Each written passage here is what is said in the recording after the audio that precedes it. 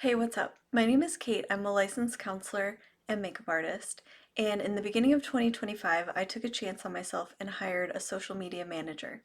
I'm here to talk about that experience, what it was like, and if you're considering that kind of thing, hopefully you'll find this helpful. So, how did this come about? In early 2025, I was working on one of my numerous websites, which I have through the company Wix, W-I-X. And I was having trouble with something, and I looked into, there's this little button that says hire a professional.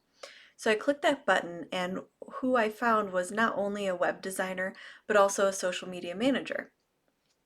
And so through my conversations with her and like what my website was for and what I was trying to do, we kind of negotiated and came to an agreement that she could help me with the other like social media side of what I was trying to do.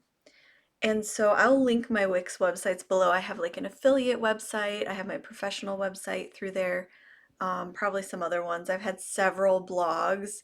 So, your girl is just really going at it over here. I run 3 businesses currently.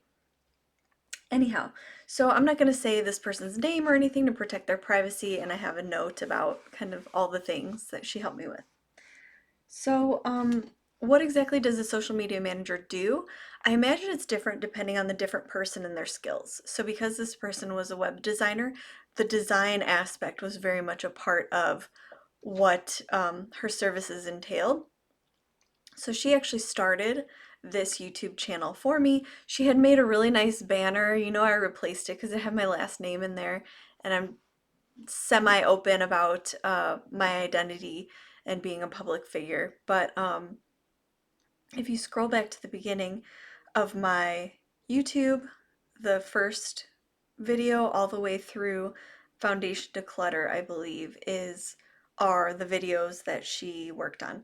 And you can see a definite stylistic difference with like some font to like an actual thumbnail, and a beauty filter, like an enhanced lighting feature on those videos.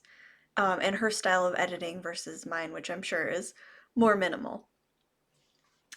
So, and I think this is the part that's kind of important is to negotiate. So we had an initial meeting and then we had a monthly meeting, and we signed a contract, together for what the rate would be and what the services would be. And then, each month, we would make a plan, like a schedule. What's it called? A content planning? Yes. So, kind of what content I was wanting to see uploaded in that month on which platforms and things like that. So, yes, you do sign a contract. So, this is a real thing. And the monthly fee, I would say, was like a car payment, like a high car payment, like it wasn't cheap at all. And that's why I said I invested in myself. I was just curious to get guidance. Like, I definitely learned a lot from this person, and just see like what it was all about. And I think I learned like the limitations, and I think I kind of failed on my part of it towards the end because my paid job got really busy and I wasn't making as much content, and I would say my content was like not as inspired towards the end. But I'm back at it now. So I would film some content and upload it to Google Drive. We had a shared Google Drive. She also had all my passwords, so bear that in mind. This person will need to access all your information. I would upload that content and she would then edit it and post it. And so here are the things that were really helpful about having a social media manager. One, she knew what the best times to upload for each platform were. So YouTube, Instagram, and TikTok were the 3 that we had focused on. And so the posting schedule, the content planning schedule, which was a Excel spreadsheet that we had shared with each other, had, which video or post or story would go up on what day at what time. So definitely a lot of planning involved in that. Um, she would also like edit the videos, for which I was very grateful. I think you have to either love yourself or have someone who loves you do your editing, because you have to sit there and watch your own face and your own quirks and things you may not like about yourself for quite a bit of time, and it's a little tedious, like clicking on each thing and editing it. So, it was cool to have someone else do the editing, but also, there were limitations to that. Like this person maybe couldn't handle doing like super long videos or things like that, which is fine. It's just like kind of things we came to realize like over the course of time. I didn't keep track of my metrics, which I should have. I know I did gain followers and got, some engagement and views and likes and things like that.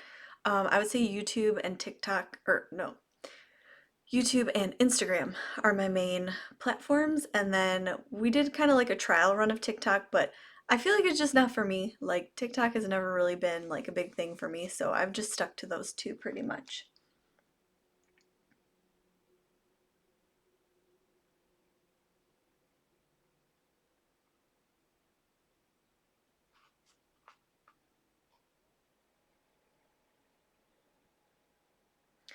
I might have trailed off on this, or I might not have said it yet, but so another thing that was really helpful other than the dates and times was that she would research the trending hashtags and trending audio for my type of content, which is beauty content, on, I would say, mostly Instagram. Well, actually on TikTok it was completely different also. So that's interesting too, like the audience and different things between the platforms in addition to the best day and time.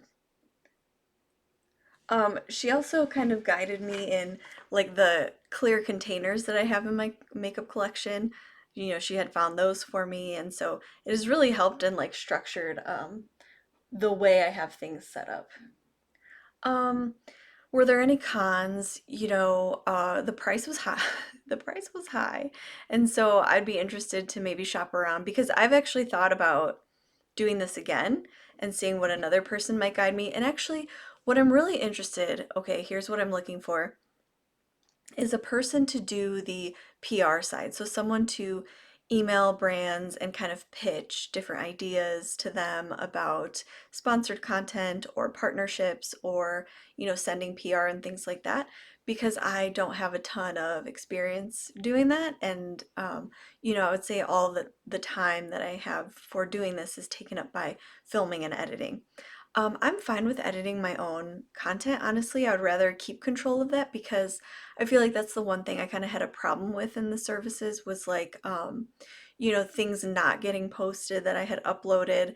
And I assume that's because they were too long and would take too much time to upload. But I'm kind of a shy person, so I never really like addressed it. And so I don't really know what the reason was. But basically, like, not everything that I would put forth would end up being posted. And I didn't always understand why, and I didn't kind of advocate for myself hard enough to know why, which I really should have because again, like, it's you are paying money for these services. It was a time limited contract, so it was 3 months. And after that, I did not choose to pursue it further. But I definitely learned a lot. I think that was all the notes that I had, on this topic. Let me know in the comments if you have other questions. I'll try my best to answer them. And let me know, have you ever had a social media manager? What has your experience been like? Do you think it's worth it? What are your goals? Do you want to grow? All those things. Basically, just tell me anything you want me to know, and let's share information about this business of YouTube together.